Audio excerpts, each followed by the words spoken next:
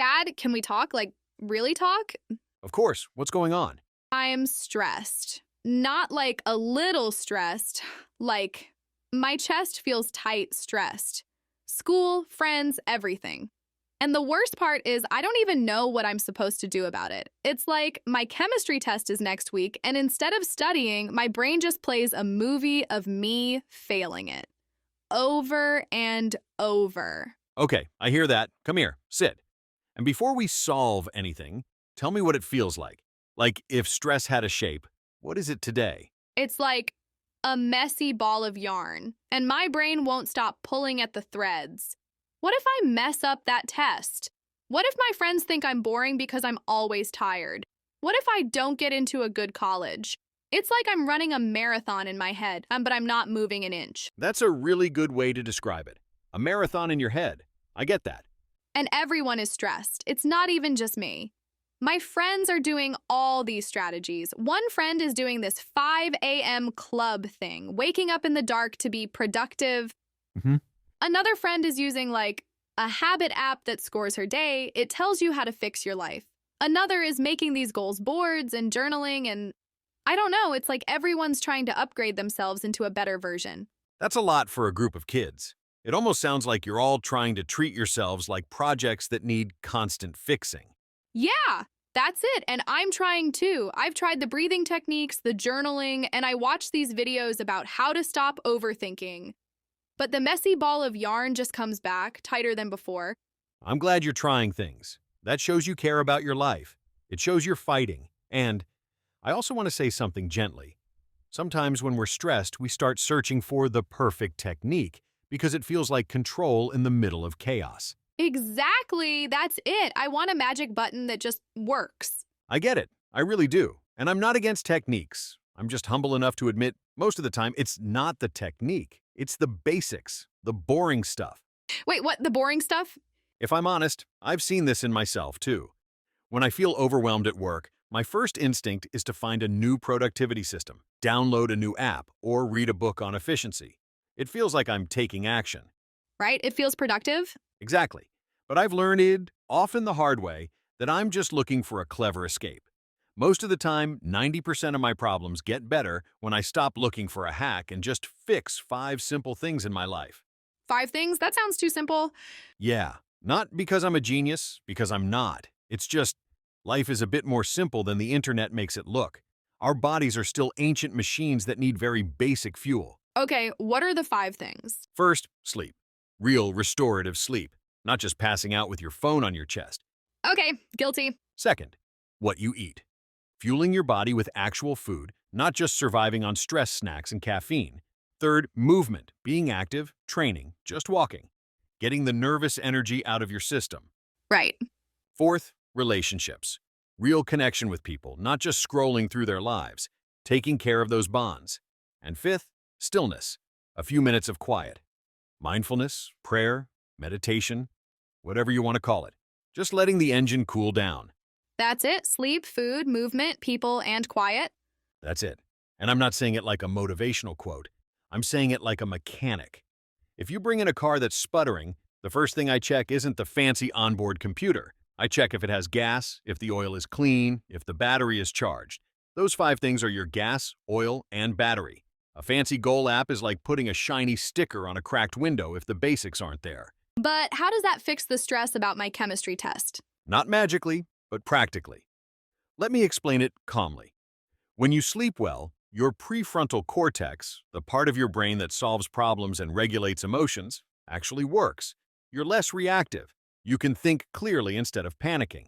Mm-hmm. When you eat decent food, your blood sugar is stable. Your body isn't on a roller coaster of sugar highs and crashes, which feels exactly like anxiety. When you move, your body burns off cortisol, the stress hormone. It literally metabolizes the stress so it doesn't get trapped inside you, making your chest feel tight. So that tightness, it's chemical? It can be, absolutely. And when your relationships are healthy, you feel safe. You don't feel alone in your struggle, which makes any problem feel smaller. And when you have stillness, you give your mind a chance to stop screaming for a moment, so you can actually hear yourself think. So you're saying stress is not always about my life being too hard. Sometimes it's my body not being equipped to handle my life? Yes, exactly. Sometimes stress is just your body sending up a flare saying, hey, I can't support this pace with what you're giving me. But my friends will say, no, you need a strategy. Like this new technique, have you heard about it? You write goals and you put them in this app, and then the app tells you exactly what to do to improve your goals in life. It's like super smart. It sounds clever, and it might be useful later. But I'll tell you a little secret I've learned the boring way. When your foundation is shaky, new strategies don't feel helpful. They feel like pressure, Yeah, that's exactly how it feels, like another thing I'm failing at. right? Because you're trying to stack optimization on top of exhaustion. So, what would you do if you were me? I'll answer carefully, because I don't want to pretend I have perfect answers. I don't. But if I were you, I would first ask, which of the 5 basics is broken right now? Okay, sleep is broken. I go to bed late, then I worry, then I wake up tired. Hmm, Food is kind of broken because I snack randomly when I'm stressed, and I forget to drink water. that makes sense. Movement is broken because I'm tired, and I skip training sometimes. Relationships, honestly, that's broken too because I'm stressed, and then I get annoyed, and then I don't want to talk to anyone. That's very honest. And mindfulness, I'm not doing anything. I try for like one day and then forget. So if you're counting, that's... Oh, wow. I have like 4 out of 5 damaged right now, maybe 5 out of 5. And look, this is the important part. There's no shame in that. That's not you failing. That's a signal, like a dashboard light in a car, blinking to get your attention. But I feel like I should be able to handle it. Everyone else seems to be handling it. You are handling it. You're noticing. You're talking about it. You're trying to find a way through, and you're also human. Even adults, the people who are supposed to have it all figured out, fall apart when those 5 basics collapse. So you really believe those 5 fix 90%? I do.